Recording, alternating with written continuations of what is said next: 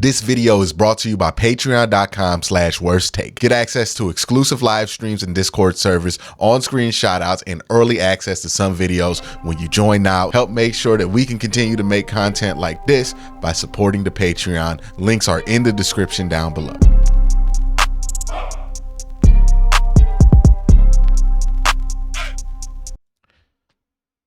So there's been a theme of videos throughout this week.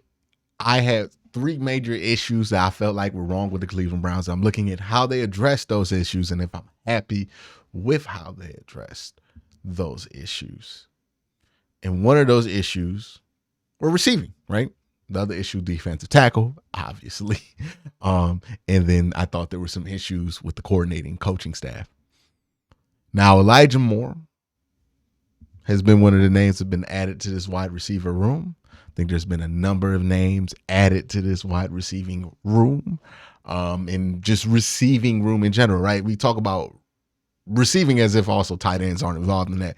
Tight ends are. And let's go back to the fall to evaluate what the problems were with the Browns receivers, because this is not as obvious of a problem to find out as the others. Defensive tackle, take one look at the tape, you'll figure that out. Defensive coordinator, take one look at the tape, you'll figure that out. Special teams court, you'll take one look at the tape, you'll figure that out. Receiving is a little bit different. This is more of an acute problem that the Cleveland Browns had last year. And what I think that a problem was with the Cleveland Browns receiving room was they lacked two things: an ability to finish drives within 20 yards in the red zone because of a lack of size, and an inability to create explosives due to a lack of athleticism. Now, that doesn't mean that they didn't have any athleticism or any explosive players, right? Amari Cooper's capable of creating some explosives. That's about it, right? There was Amari Cooper, and then sometimes David Njoku, and then Nick Chubb. And that was it. Right? Maybe Deshaun Watson gets a runoff or something like that in the last 6 weeks. But that was it. Browns had a lot of successful drives in the beginning of the season, but they were slow, methodical drives, right? Browns took about 9 minutes to score on average or something like that. This was a team that could not move the ball up the field with any pace. And that was due to a lack of overall athleticism. And then later in the year, once teams started keying in, or when the Browns started getting locked into like the 10-yard line on these drives, our lack of size started to hurt us. Inability to finish in the red zone. So how did the Browns address these problems? Well, let's talk about athleticism. They got Elijah Moore. And another guy that I think is going to fall under the radar that they went after was Marquise Goodwin. Now, Marquise Goodwin is not necessarily a lock to be a big piece of this team, but he is a lock to make the team. Marquise Goodwin, world-class speed, world-class athlete. You have it there. Inconsistent football player, and he's a little bit on the older side, but good athlete there. And then the big swing here, obviously, is Elijah Moore. Now, Elijah Moore is a second-round prospect a couple of years ago in one of those stacked draft classes. He is a plus athlete, great route runner, quick, very athletic, but the issue with him has been production, partly because I think he's had some of the worst quarterback play that you can get with Zach Wilson and a combination of Mike White and Joe Flacco. And even then, when he only just had Joe Flacco and Mike White, so like regular NFL bad, he was pretty good. When he had Zach Wilson, he was awful. Well, at least production-wise, he was unproductive. The tape's still good on him, but the production's just not there. They went and got some other receivers, kind of moved on from him. It was a mutual move. The Browns traded 42 to move back in the draft to 74 to get Elijah Moore. Okay, we know where we're at. We know how we got this player. What does Elijah Moore bring to the Browns that they didn't have before? Well, if you hear Deshaun Watson talk about it, he says, hey, we have somebody on the team that I feel like can get a 5-yard pass and get 60 out of it. He's a home run hitter. And I think that's Elijah Moore's role. He's not the leadoff hitter, right? You're not just expecting him to get contact. That's what Amari Cooper's for, right? If we're going to use baseball terms, since this is the summer, Amari Cooper's your leadoff hitter, right? And then you have your home hit, your 4 spot, right? Where that's your home run hitter. You need him to be productive and get you them big swings. That's Elijah Moore. And then batting cleanup, you got Donovan Peoples-Jones, basically get out everything else, right? If you need a double, Donovan Peoples-Jones is definitely good for a double. And then David Njoku fits in that rotation. His metaphor kind of fell apart, but you see what I mean here, right? Amari Cooper is the guy that you just get on base with. I need a first down. I'm throwing it to Amari Cooper. Amari Cooper going to get open. He's going to get a first down. We need 15 yards. Amari Cooper going to get 15 yards, right? But he's not a consistent home run hitter. Even though he can hit home runs, he's not a consistent home run hitter. Elijah Moore is brought on this team to do one thing and one thing only, and that's hit home runs. We're not going to care how many 10, 15-yard catches he gets. We're not going to care how many 3-yard unders he gets to 5. We're not going to care about any of that. Like, he's not going to be running a ton of dig routes or anything like that. What we're going to have Elijah Moore doing is D-shot, quick out, get the ball, make a play. Home run hitter is what Elijah Moore is brought here to do. And when Elijah Moore is tired, Marquise Goodwin will fill up whatever slack that's just left to do. And again, Marquise Goodwin, he's a backup at this point.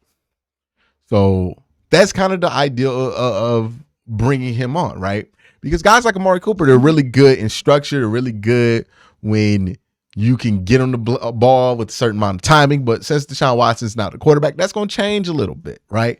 A little bit out of structure more often, right? We're going to have to need bigger plays. We're going to be throwing the ball more.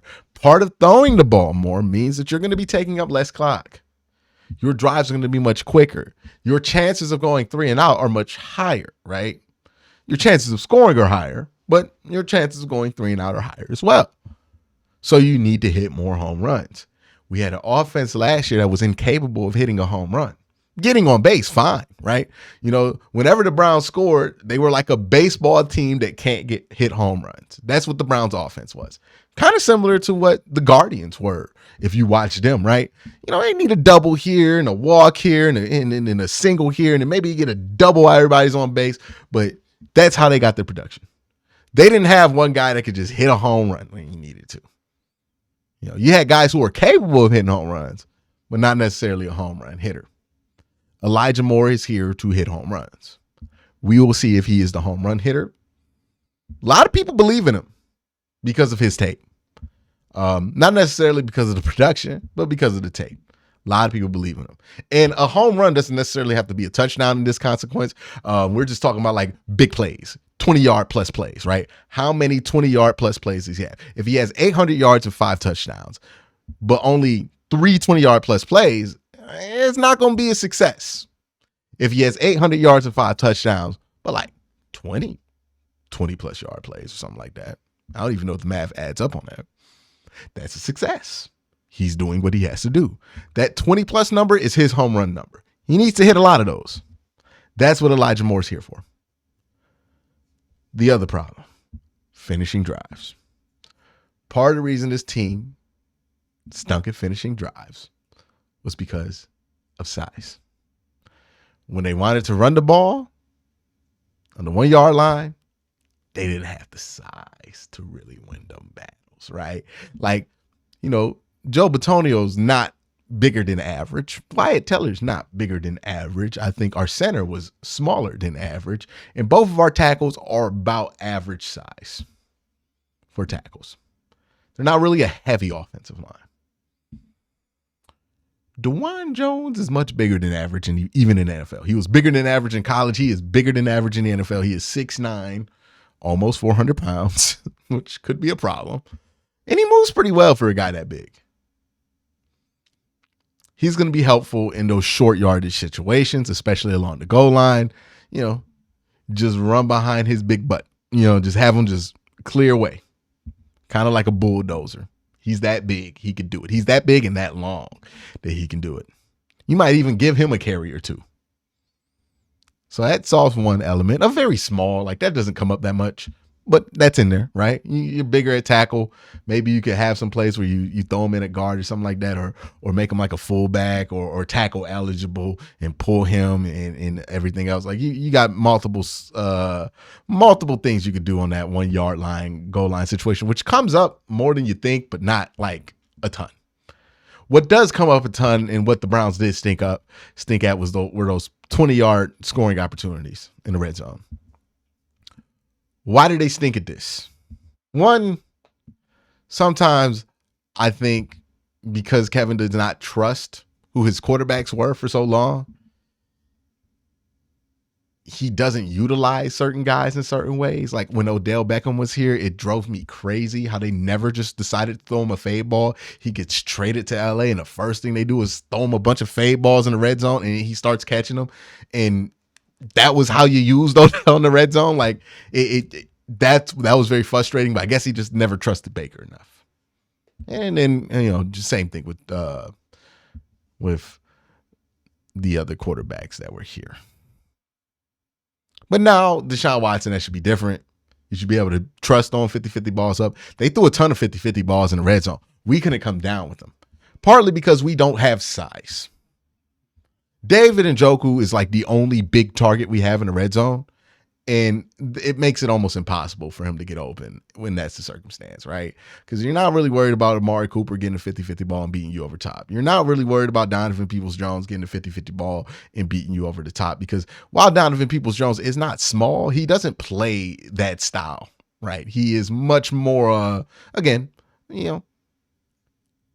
he's a double hitter. He's not really a home run hitter. He's not going to make the big get the ball over your head, get both my feet in plays. He'll make a nice catch like when he's late on a cut or something like that to dive for a ball, but he's not necessarily 50-50 ball guy. He ain't Mike Williams. He's not physical like that. You draft Cedric Tillman, much more physical wide receiver, somebody I think has a real upside in the red zone situations. You also bring in Jordan Atkins, who is a receiving tight end, to be that number 2 there. And I think he's going to have some real potential there. Experience with Watson, played well with Watson before. This is somebody who had 5 touchdowns and limited snaps with Houston last year. I really think that he's going to have a nice role in this offense, in this as a red zone piece to kind of get some attention off of David Njoku. And with that, you can free up David Njoku to become more of a menace because David Njoku should be a menace in the red zone, right? Athletic and does have that jump over you ability. He's like a champion long jumper or something like that. Or a high jumper or something crazy like that. Super long, super strong, inconsistent hands, but we're just asking him to make really tough catches. So, who knows if that comes up. And it's weird with the inconsistent catchers of footballs. You would think that those kind of guys have issues catching like the more difficult passes. Those dudes never have issues with that. It's always the like mundane passes that they struggle with, right? And that's the same thing with David Njoku. I don't think he's going to struggle with like the hard catches, but the easy stuff, that's where you worry about David. Ball of this is, hey, they had issues. They addressed it. Elijah Moore's a bit of a gamble. We'll see if it works out. But they did address it, and I think it's an adequate addressing of that situation. You want to add size, Cedric Tillman, Jordan Atkins, on top of already having David Njoku, I feel much better about the size of the wide receiving core now. That is how the Browns, in my opinion, fix their wide receiver or their receiving issues that they had last year. We'll see if these fixes bear fruit. But that's my thoughts. Let me know what you think in the comment section below. You have a great day. Have a good night.